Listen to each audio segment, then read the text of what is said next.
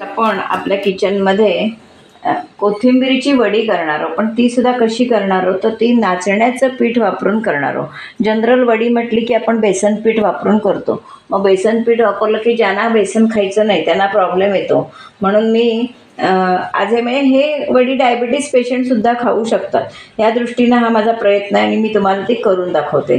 आता त्याच्यासाठी मी पहिल्यांदा एक मोठी वाटी ही कोथिंबीर चांगली चिरून धुवून वगैरे घेतलेली आहे।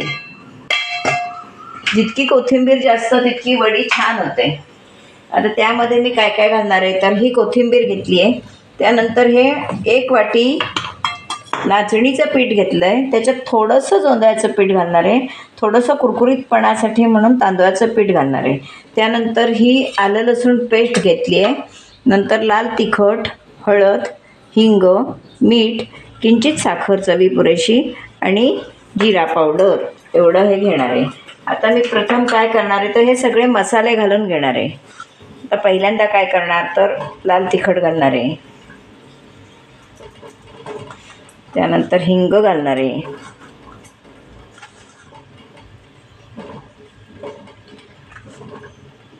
हिंग घातला, त्यानंतर हळद,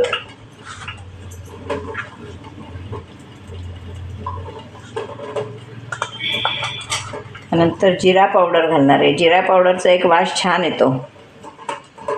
गरम मसाला पण घालतात, पण मी काय गरम मसाला घालणार नाही, हवा तर घालू शकतो। त्यानंतर मीठ, चवीप्रमाणे मीठ आणि किंचित साखर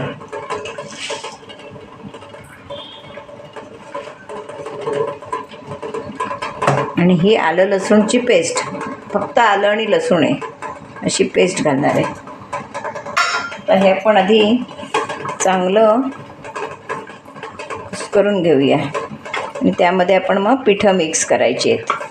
लागलं जास्त पीठ तर आपण ते नाचणीचं वाढवणार, कारण मेन त्याच्यात नाचणी हेच मेन आहे। हे मी पीठ जास्त नाचणीचं घेतलं आहे, मोठी वाटी हे नाचणीचं पीठ घेतलं आहे, त्याच्यात थोडंसं ज्वारीचं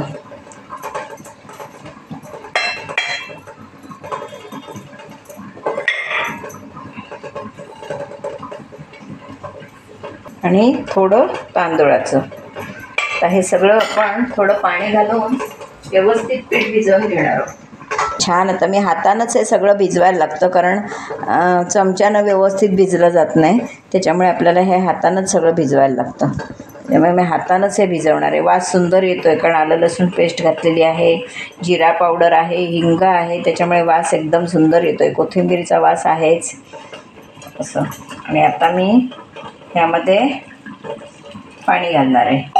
पाणी आपल्या अंदाजानं, आपल्याला जसं, जर समजा तुम्ही अळूवडीसारखे गोळे करणार असाल तर पाणी कमी चालतं, आणि जर वडी सांजण्यासारखी किंवा इडलीसारखी लावणार असो तर आपल्याला पाणी जास्त लागतं। आपण कशी करायची ते आपण ठरवायची।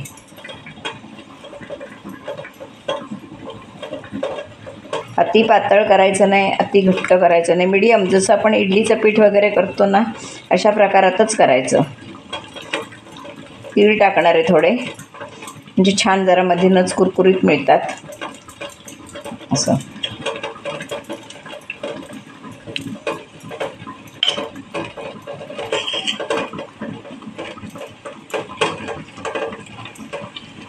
चव घेऊन मात्र नक्की बघायची, कारण काही वेळा उगाचच आपण मीठ तिखट घातलेलं जास्त कमी होतो, म्हणून चव घेऊन बघितली की बाकीच्यांनाही खाताना चांगलं मिळतं। आता मी 2 मिनटं झाकून ठेवते आणि नंतर मी कुकरला वाफवायला ठेवते। अशा या आपल्या कोथिंबीरीच्या वड्या खाण्यासाठी तयार आहेत। आता मी ह्या छानपैकी कापून घेणार आहे।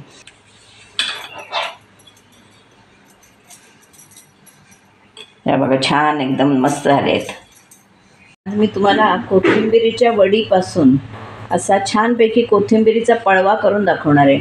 आपण अळूचा पळवा करतो तसंच टाकळ्याचा करतो तसाच हा मी पळवा तुम्हाला करून दाखवणार आहे. पळवा म्हणजे काय, पीठ पेरून केलेली खुसखुशीत कुरकुरीत अशी भाजी, तशी मी आता तुम्हाला ही करून दाखवणार आहे. कारण अळूवड आहे, कोथिंबीर वडी तळायची म्हटली की त्याला तेल भरपूर लागतं. डीप फ्राय हे शॅलो फ्राय करायची म्हटली तरीसुद्धा मग हे केलं की भाजी म्हणून पण आपल्याला उपयोगी होते. आता मी ह्या वड्या अशा कुस्करून घेणार आहे. हे बघा, अशा छानपैकी सगळ्या कुस्करून घेते. त्याच्यात वाटला तर आपण कांदाही फोडणीला टाकू शकतो. मी आज कांदा घालणार नाही, फक्त हिंग घालणार आहे. त्याच्यामुळे असं घालू शकतो पण आपण. आता हे मी कुस्करून घेते. तापत ठेवलेलं आहे, त्याच्यातच मोहरी घालणार आहे आता तेल तापल्यावर. आणि ही भाजी म्हणून छान लागते भाताबरोबर, पोळीबरोबर, कशाबरोबर आहे. छानपैकी आता हिंगाची फोडणी घालणार आहे त्याला. हिंग याला व्यवस्थित लागतो किंवा कांदा घातला तरीही चालतो.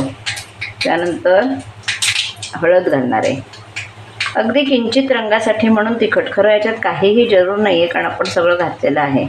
पण एक आपल्याला ती पद्धत आहे आणि सवय झालेली असते की फोडणी केली की तिखट मीठ सगळं घालायचं. तर हे मी वर फोडणीला टाकणार आहे.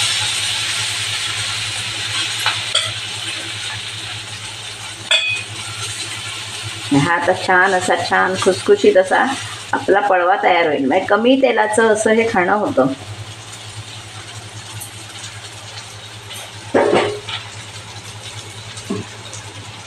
ज्यांना कमी तेल वापरायचं असतं त्यांच्यासाठी हे उत्तम पर्याय आहे. आता हे थोड्या वेळात एकदम असं खुसखुशीत कुरकुरीत होईल आणि छान लागेल. काही तिळ्या वगैरे घातलेले आहेत त्या पण तुम्हाला नंतर दिसतील. जसं जसं आता खुसखुशीत होईल तसं. असं आता मी 2 मिनटं हे परतून घेणार आहे की आपला पळवा छानपैकी तयार. काही लोक चिरूनही या वड्या फोडणीला, आळूवडी चिरून फोडणीला टाकतात तसं. पण ही अशी जर कुस्करून केली तर ती अधिक चुरचुरीत आणि छान होते. थोडं असं घालायचं आणि थोडं नंतर घालायचं. अशी सुंदर आपली वडी आता ही तयार होईल.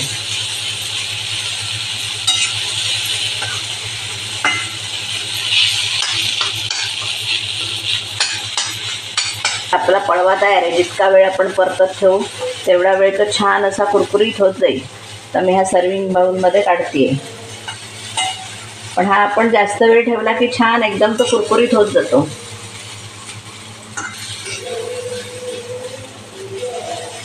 ज्याला जसा कुरकुरीत हवा असेल तितका त्याने करावा. पण काहींना जास्त कुरकुरीत नको असतं, काहींना कुरकुरीत हवं असतं. पण एकदम छान लागतो खायला. जशी आपण मोकळी भाजणी वगैरे करतो ना तसाच हा प्रकार आहे, पण खूप छान लागतो.